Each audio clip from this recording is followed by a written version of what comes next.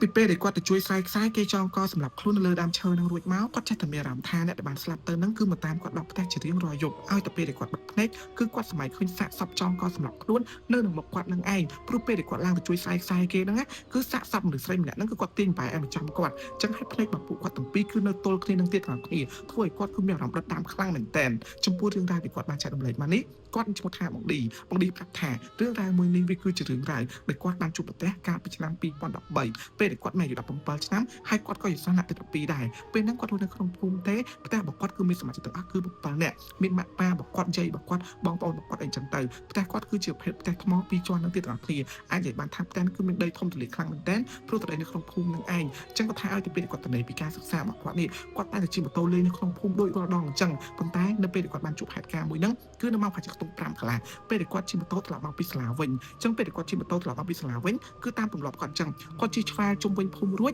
ទើបគាត់ជិះទៅផ្ទះរបស់គាត់នឹងឯងពេលគាត់កំពុងជិះឆ្វែលជុំវិញភូមិហ្នឹងក៏គាត់ស្ដាប់ទៅឮសំឡេងស្រែកយំហើយឃើញមនុស្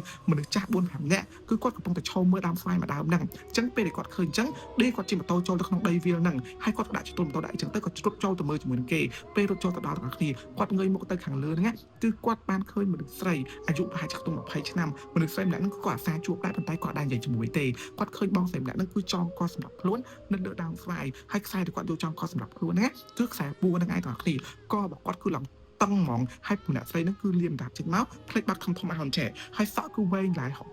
ទម្លាក់មកអញ្ចឹងណាអញ្ចឹងពេលគាត់ឃើញហ្នឹងគាត់គឺភ័យញ័រសាច់ហើយលិបថាឡើងខ្លាចដែរទាំងគ្នាហើយក៏អ៊ំម្នាក់ហ្នឹងដែលត្រូវជាម្ដាយហ្នឹងគឺមកសុំឲ្យគាត់ជួយឡើងទៅស្រែខ្សែផងព្រោះពេលហ្នឹងគឺសត្វចាស់អត់មានបញ្ហាគេឡើងកើតទេ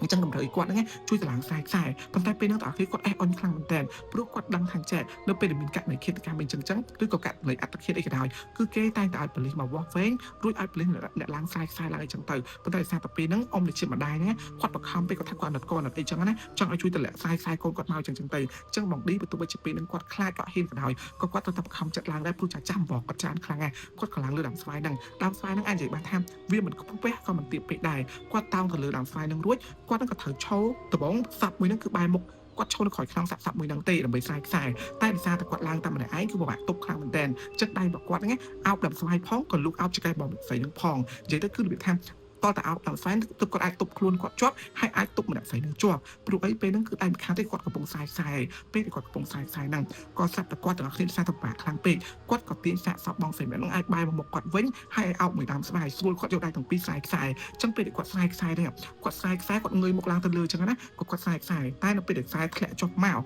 គាត់អោនមុខចុះទៅមុខរបស់គាត់ហើយនឹងមុខមនុស្សស្រីម្នាក់ហ្នឹងគឺនៅទល់គ្នាមនុស្សស្រីម្នាក់ហ្នឹងពេលគាត់តោងដើមស្វាយក្បាលគាត់មកជំហានចេះអញ្ចឹងគឺនៅទល់គ្នាមួយគាត់នឹងឯងភ្នែករបស់ម្នាក់ស្រីនោះគឺនៅចំគាត់ហើយដាត់គឺលៀនចេញមកដែលធ្វើឲ្យគាត់គឺមានអារម្មណ៍តាមជាមួយនឹងខ្លាំងដល់គ្នាពេលគាត់ខ្សែរួចហ្នឹងក៏គាត់ចាប់ដើមទាញធ្លាក់ចុះទៅអញ្ចឹងណាក៏មានចាស់ចាំត្រោតាមអញ្ចឹងទៅអញ្ចឹងពេលគេត្រោសាក់សពនឹងហើយក៏មានប៉ូលីសមានអីគេមកផ្អើលពីនឹងអញ្ចឹងណាហើយប៉ូលីសក៏បានស្ដីថាមិនបានត្រូវឡើងទៅខ្សែអញ្ចឹងទៅដោយសារតែរឿងរ៉ាវវាថាខ្សែអីគឺករណីប៉ូលីសគេទៅធ្វើទេព្រោះករណីបងស្រីម្នាក់ហ្នឹងគឺគាត់អត់អាចវិនិច្ឆ័យបានថាជាករណីអត្តឃាតឬឃាតកម្មអញ្ចឹងណាប៉ុន្តែម្ដាយរបស់ខាងស្រីបងស្រីម្នាក់ហ្នឹងគឺគាត់ប្រាប់មកថាកូនគាត់មិនចង់កសម្រាប់ខ្លួនទេដោយសារតែបាត់អីចឹងទៅអញ្ចឹងពេលហ្នឹងមកឌីគាត់ក៏ត្រឡប់ទៅផ្ទះរបស់គាត់ដូចធម្មតាប៉ុន្តែគាត់បាននិយាយរឿងរ៉ាវដែលគាត់ជួយទៅឡើងខ្សែចង់គាត់សម្រាប់ខ្លួនទៅប្រាប់តំណាក់គាត់ទេប៉ុន្តែគាត់ប្រាប់ទៅប្អូនរបស់គាត់ប្រាប់ថាមុននឹងអញក្លាហានណាអញឡើងជួយគេខ្សែចងកគេអរគុណអញគ្រប់គ្នាចឹងណាអញ្ចឹងប្អូនរបស់គាត់ក៏ថាចេះនិយាយចេះតែហ៊ានឡើងជំរឿម៉ាក់ដឹងម៉ាក់ខំអីចឹងទៅដោយសារតែម៉ាក់របស់គាត់ដឹងស្រាប់តែមនុស្សចាស់គាត់ជឿលើរឿងជំនឿអាតតងមួយនឹង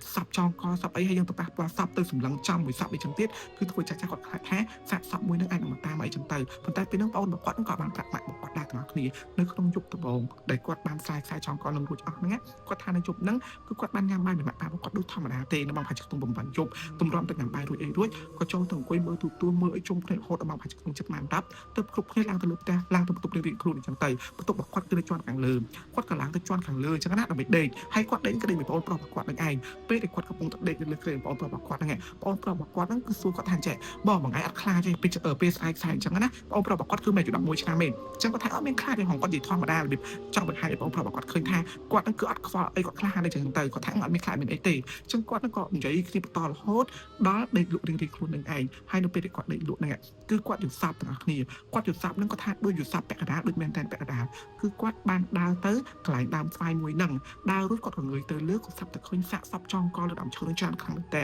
ហើយសាកសពហ្នឹងគឺជាមុខបងស្រីម្នាក់ទាំងអស់ហ្មងនៅលើដើមស្វាយហ្នឹងមានវិធានមានសពប្រហែលជាខ្ទង់20ទៅ30សពចងកពយួរពេញដើមស្វាយហ្នឹងទៀតទាំងអស់គ្នាគាត់ថាពេលហ្នឹងទាំងអស់គ្នាគឺគាត់មើលឡើងកាំងរហូតដល់គាត់ភ្ញាក់ដល់ខ្លួនគាត់ស្រែកមកទំហឹងបងប្អូនប្រាប់គាត់ភ្ញាក់ដល់ខ្លួនដែរម៉ាក់គាត់គឺលឺសំឡេងគាត់ស្រែកចឹងគាត់ស្ទុះឡើងមកទាំងអស់គ្នាសួរនាំអីចឹងណាចឹងគាត់ប្រាប់ទៅថាគាត់យល់សពឃើញគេចងកសម្រាប់ខ្លួនហើយគេមកដូចគ្នាអញ្ចឹងណាទាំងអស់គ្នាហើយគាត់ថាអ្នកដែលគាត់យល់សពឃើញហ្នឹងគឺអ្នកដែលគាត់ជួយខ្សែចងកសម្រាប់ខ្លួននឹងឯងអញ្ចឹងពេលហ្នឹងនៅក្នុងភូមិគេធ្វើបន្ទាប់ឲ្យបងស្រីម្នាក់ហ្នឹងឯងអញ្ចឹងម៉ាក់របស់គាត់ច្បាស់ជាបានដឹងរឿងដែលគេដឹងរឿងតាក់ទងមួយគេចងកសម្រាប់ខ្លួននឹងដែរហើយអញ្ចឹងម៉ាក់របស់គាត់គឺស្ដីថាគាត់ថាហែងបើជួយគេហើយមានប្រាប់អញអញ្ចឹងអញត្រូវឲ្យសក់ស្រួចទឹកយកអាដុតចាប់ដុតអីចឹងណាវាថាគាត់ជឿលើរឿងហ្នឹងខ្លាំងមែនតើប៉ុន្តែបងឌីគាត់ថាចេះអូយវាមិនអីទេគាត់ជួយខ្សែសោះវាមិនជាបញ្ហាអីទេគាត់ពេលហ្នឹងក៏អត់សូវជឿរឿងខ្មោចបានទាំងគ្នាអញ្ចឹងម៉ាក់របស់គាត់គឺស្ដីថាឲ្យអញ្ចឹងទៅក៏ឲ្យគាត់ទៅក្រៅទាំងយប់ហ្មងទៅក្រៅរួចគាត់និយាយថាស្រោចទឹកស្រោចអីឲ្យបាច់អង្គបាច់អីបជាអញ្ចឹងដោយសារតែគាត់គាត់ថាចេះអាអីដែលគាត់បានឃើញក៏បានជួបអីបានអីហ្នឹងគឺវាជារឿងចង្រៃធម្មតានៅពេលដែលយើងឃើញសាកសពឃើញអីហើយយើងទៅប្រនិបណៈជាមួយចឹងទៀតគឺវាចង្រៃខ្លាំងអីចឹងតាមជំនឿរបស់ចាស់អញ្ចឹងម៉ាក់គាត់ក៏បជាអីរួចក៏ឲ្យគាត់ចូលបន្ទប់វិញអញ្ចឹងទៅគាត់សំណងដេកក្នុងអីចឹងទៅពេលដែលព្រលឹមឡើងគាត់ក៏បានទៅចូលរួមបុណ្យសពនឹងដែរសពនឹងគេធ្វើនៅក្នុងវត្តទេម៉ាក់គាត់ក៏ទៅគេផ្សេងក៏ទៅដែរទាំងគ្នាហើយពេលដែលគាត់ទៅគាត់ធម្មតាទេរហូតដល់7ថ្ងៃបងស្រីម្នាក់ហ្នឹងទាំងគ្នាគាត់តាម7ថ្ងៃព្រាមនៅសុកគាត់គ្រាន់តែអង្គុយរៀននៅក្នុងថ្នាក់របស់គាត់សោះនេះនៅម៉ោងប្រហែលជាខ្ទង់ម៉ោង10ព្រឹកហ្នឹងគឺគាត់មានអារម្មណ៍ថាព្រឺសបល់ខ្ញាក់ហ្មងនៅសុកគឺមានអារម្មណ៍ថាព្រឺសបល់ខ្ញាក់ហើយពេលដែលគាត់ត្រឡប់មកផ្ទះវិញពេលដែលគាត់ជិះឆ្វែងលេងជុំវិញភូមិរបស់គាត់ដូចរាល់ដងហ្នឹងគាត់ក៏ជិះកាត់ដើមស្វាយមួយហ្នឹងភ្នែករបស់គាត់ពេលដែលកលិះទៅហ្នឹងគឺគាត់បានឃើញមួយផ្លែតតែជារូបភាពដែលគាត់អាចថាគាត់មើលច្រឡំឬក៏ស្វាងភ្នែកចឹងណាគឺគាត់ឃើញសាកសពជួរកននៅលើហ្នឹងម្នាក់ហើយជារូបរាងរបស់សម្រាប់នឹងទៀតដែលគាត់មើលពីចម្ងាយទៅអញ្ចឹងពេលហ្នឹងបងប្អូនគឺគាត់មានអារម្មណ៍ថាអត់ស្លាកក្នុងចិត្តគាត់រៀងខ្លាចអីចឹងណាអញ្ចឹងគាត់ប្រាប់ម៉ាក់គាត់ថាចេះអូយម៉ាក់ឯងមានអារម្មណ៍ស្រួលសោះតាំងពី7ថ្ងៃបងសម្រាប់នឹងហើយចេះតែមានអារម្មណ៍អត់ល្អអីចឹងណាអញ្ចឹងម៉ាក់គាត់ប្រាប់អញ្ចឹងអត់អីទេអត់អីទេមិនជាបញ្ហាអីទេផ្ទះរបស់យើងមានជំនាញផ្ទះមានអីចឹងទៅបើសិនជាមានខ្វាច់ឡងមែនក៏គេមិនចូលមកដល់ក្នុងផ្ទះដែរដោយសារផ្ទះមានបនផ្ទះមានបាមិនបានអីចឹងណាអញ្ចឹងគាត់ក៏មិនគិតសារដែរទាំងគ្នាអញ្ចឹងគាត់ក៏នៅដូចធម្មតាអញ្ចឹងហើយនៅក្នុងយប់ក្រោយពី7ថ្ងៃបងសម្រាប់ហ្នឹងគឺគាត់ដេកនៅលើបន្ទប់ដូចធម្មតាប៉ុន្តែគាត់ដេកគឺអត់ស្ងប់សោះគាត់ដេកគឺមានអារម្មណ៍ថ